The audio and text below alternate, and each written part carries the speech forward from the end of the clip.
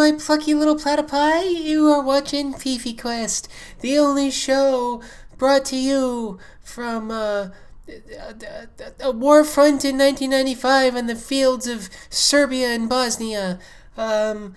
It's a young Muslim child scratches a pitiful tune on with an instrument whittled from the remains of an old screen door, and she plays the 1972 hit "Everyone Knows It's Wendy" for some reason, and everyone dances out to a tune of Flower Power briefly before getting annihilated by a Scud missile sent by President Clinton.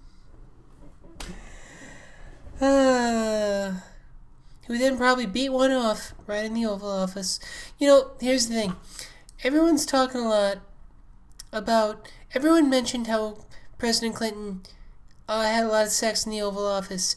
I would like to know how much he beat off in the Oval Office. I mean, if there were to be a president in my lifetime who beat off a lot in the Oval Office, I'd say Clinton. I'd say George W. Bush fucked his wife a lot. I'd say Barack Obama fucked his wife a little. And,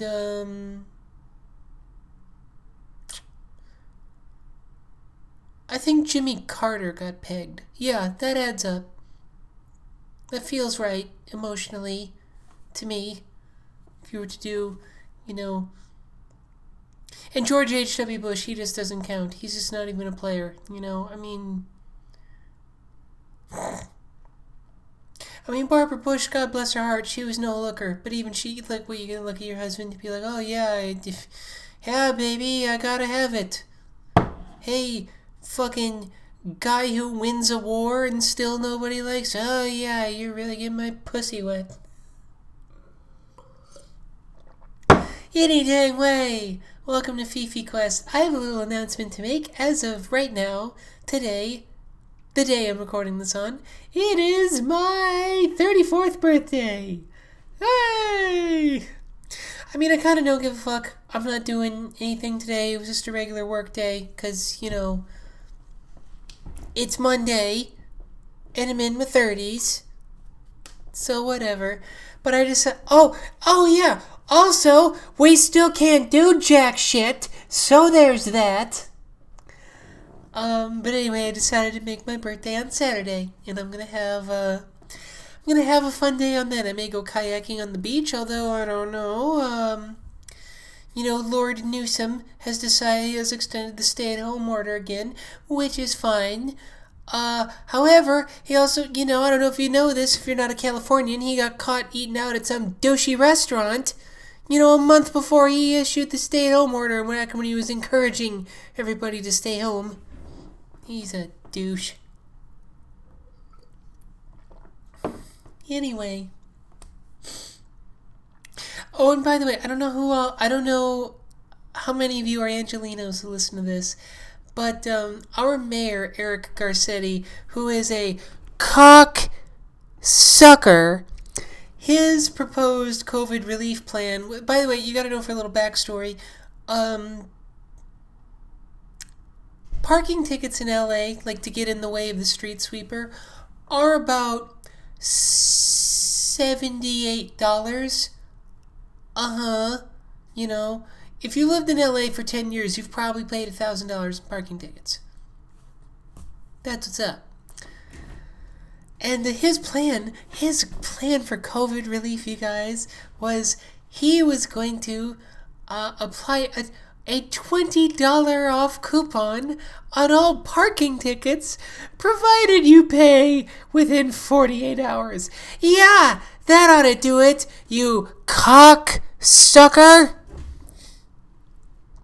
What would I do with my $20 I would save on my $78 parking ticket? You know what, I'll invest it.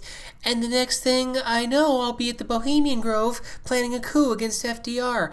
Go fuck yourself. Anyway, but that's enough of that. That's all, that'll do out of that.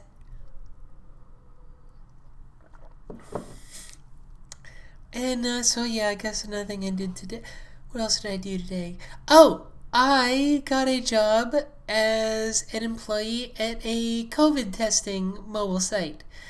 And I'm really proud of that because I want to, I want to be able to look back during, and, when this time's all over and say that I did my part, I want to be able to be like, look, when times really got tough during COVID, I suited up and I went out there and worked and I helped out in any way I can until I found a job that paid me better.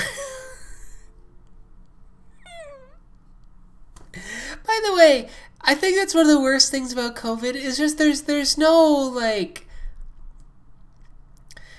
there's no glory in the sacrifice. Like the sacrifice just has no gravitas to it at all. Like I remember I heard about how during World War II, Queen Elizabeth served as a Jeep mechanic. Like the Queen of England. Like, what am I gonna do? Like, gather around, grandkids.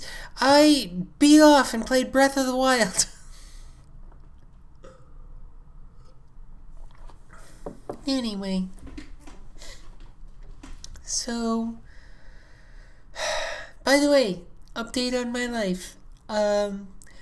I started my TikTok channel, which, as I've been talking about, I really believe is going to help in visibility and really getting my fan base out there, and blah blah blah. You've all heard it.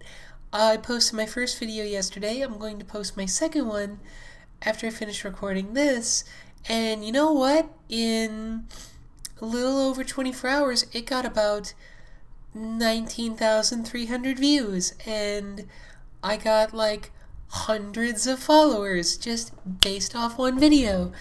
And yeah, so I'm really feeling like this is the thing, and I'm really excited about doing this. Like I've been writing a whole page of stuff of TikToks that I wanna make, and I'm excited about it, and it's fun to do. Working on that stuff. I want to work on that stuff. I want to film them. I want to cut them. I'm enjoying doing that. Like my social media before. And you know what? I gotta say, as much as great as I like this project, even this had a big element of obligation to it. And I know that that's all fear-based, of course, but... Excuse me. But, yeah, I want to do TikToks. I'm excited to do them. And, yeah, I really, really believe in chasing the good feelings. And, one thing I'm realizing in like my recovery work and spiritual work is part of me always believed that work just had to suck and I had to grind it out for little money, and that was what just life was. And anyone who tried to live any differently, was either dishonest or they were cheating or they were weak, I guess. Yeah, that's Catholicism, y'all. I was talking to a friend recently. It really bothers me how many,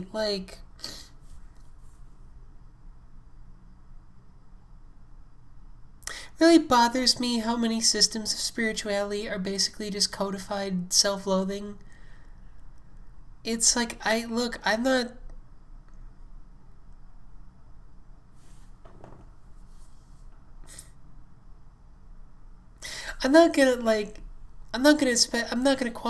if you're Catholic, I'm not gonna comment on your experience because I only know mine. And by the way, I grew up in South Dakota, so I knew like white ass people Catholicism, Italian Catholicism and Hispanic Catholicism are incredibly different. Imagine Catholicism, but no. Imagine it's like Catholicism with no dancing or voodoo. Like what you guys are doing sounds like a hoot. But yeah, like that Irishy German kind of Catholicism. Basically, it was like, hey, Hey, here's how to hate yourself and feel guilty and how to call it noble. I think it's one of the most insidious, terrible things. I feel like Catholics don't believe in prosperity either. Not really. I mean, they claim, not in my experience, that prosperity can be a reflection of your presence into the world and your ability to give your gifts to the world that God gave you. I grew up with zero of that. Yeah. I could have grown. You know what? I would have liked growing up being a Mexican Catholic. That I could have dealt with that. Dude, every party with Hispanic people I see in LA looks like they're having more fun than I've had in my entire life. Good on ya! We didn't do shit! We played fucking musical chairs, and, went hunting for 2 months and didn't do jack shit for another 2 years. By the way, I had another thought as a South Dakotan, everybody. I've been reading a lot of COVID articles lately about how, people in more rural states don't want to wear masks, and there's this, apologia to it where people are like, well, that's just cowboy country, and people around here, they aren't used to living and being told what to do. Shut the fuck up. Okay? I'm from South Dakota. Grew up there for 2 decades. I know maybe 3 cowboys. Okay? Everyone else who's not wearing a mask, they're just a selfish dick who works at AutoZone.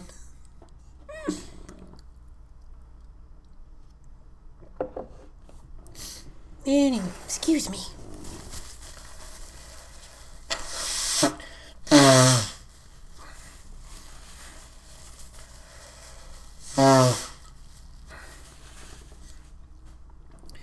So yeah,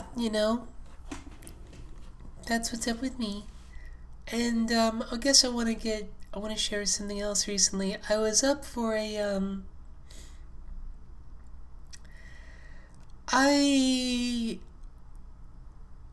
was up for a writing job for an animated show at HBO, and I found out I didn't get it, and I really wanted it, and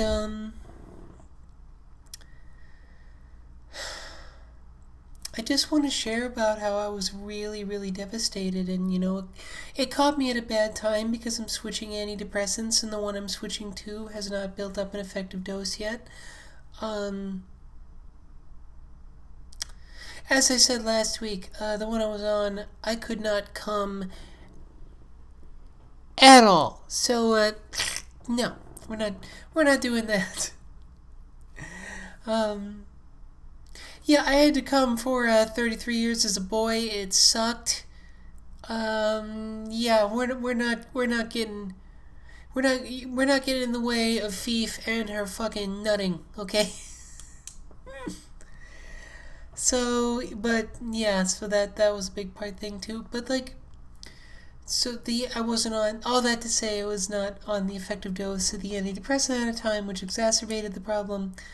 But I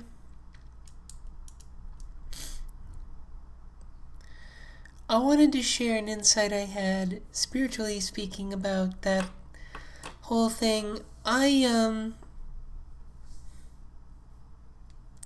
didn't plan this, but I began this episode talking about growing up Catholic and being a closeted trans girl in Catholic school. I grew up very afraid all the time, being in my town, being in my house, being in my school, all the time. And I was told by a lot of people, we love you, God loves you, you're great, it's so good that you're here, and God loves you, and your life is so full of love, and we love you. And deep down inside me, there was this thing.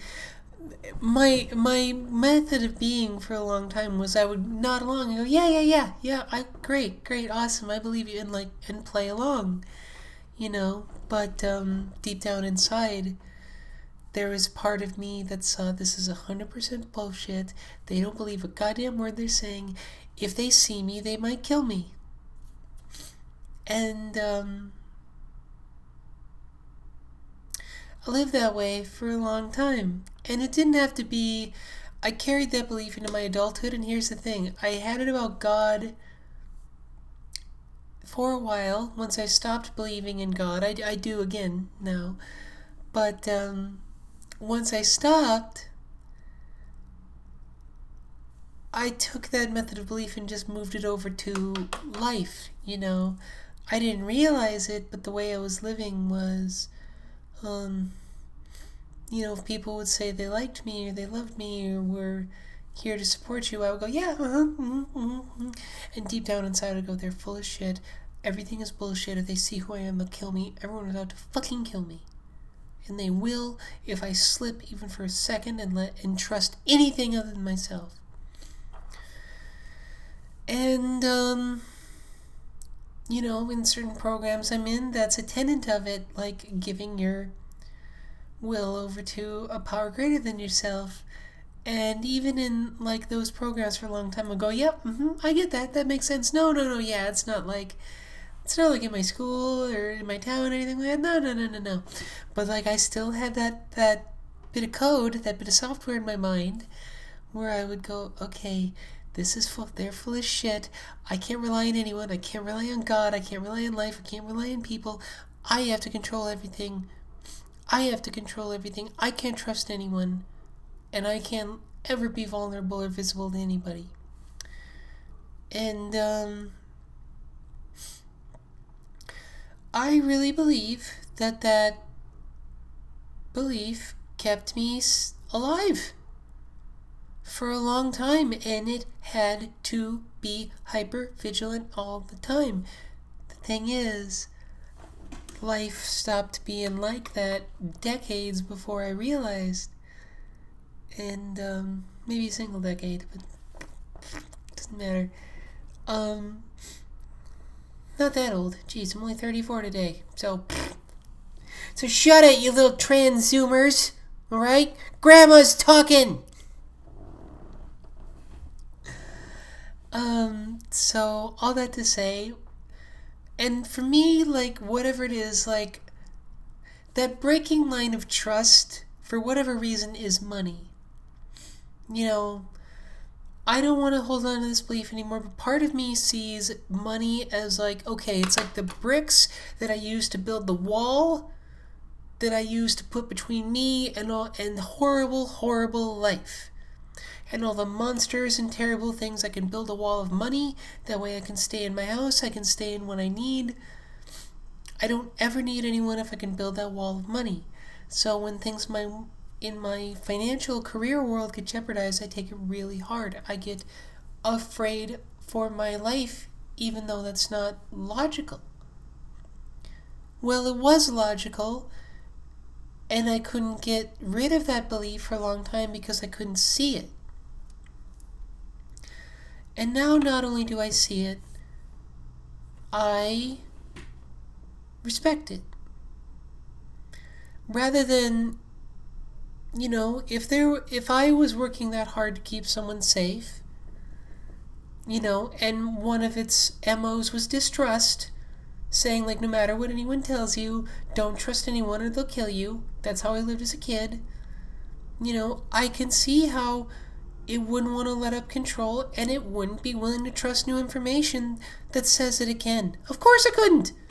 I'd be furious and incredulous, to say the least, if someone told that to me. So that part of myself, I say, look, thank you so much for keeping me alive. Thank you. I'd be dead if it weren't for you. I'm eternally grateful to you. But what you need to hear is that things are different now. And this way you're being now is killing Fifi instead of keeping her safe. Because it's making her so miserable, and it's detrimental to her mental health. And it's detrimental to her physical and financial health.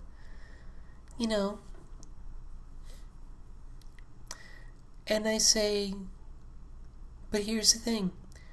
This part of me There's part of me inside. Let's give him a name. I'm gonna call him Paul. Paul the Dick with a point. All right, Paul the Dick with a point.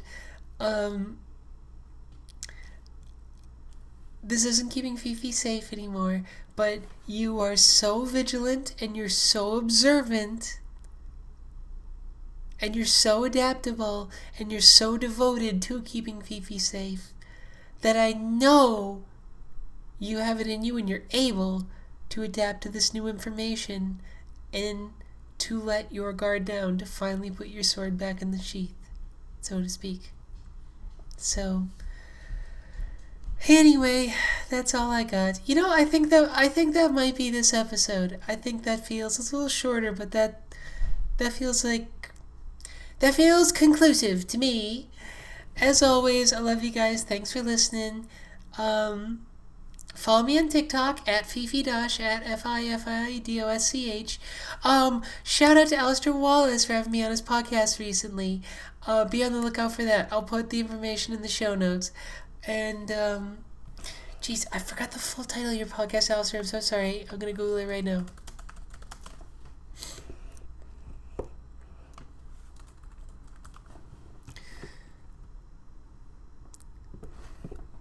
Excuse me. Watch Get Soft with Alistair Wallace soon. I believe it's going to drop this week. It's a podcast he does. I met a friend, through doing this show, I met a friend from Australia, from Adelaide. Right? Did I forget? I'm such an American. I met a friend from Australia, does a podcast where we review softcore porn movies, and I was on that recently. It's called Get Soft, Alistair Wallace. Look for me on that. Drops this weekend. And as always, if you want to email me, send me a line at fifiquestpodcast@gmail.com, and I'll communicate with you. Might read your letter on air if you like. So, anyway, love you guys. Talk to you later.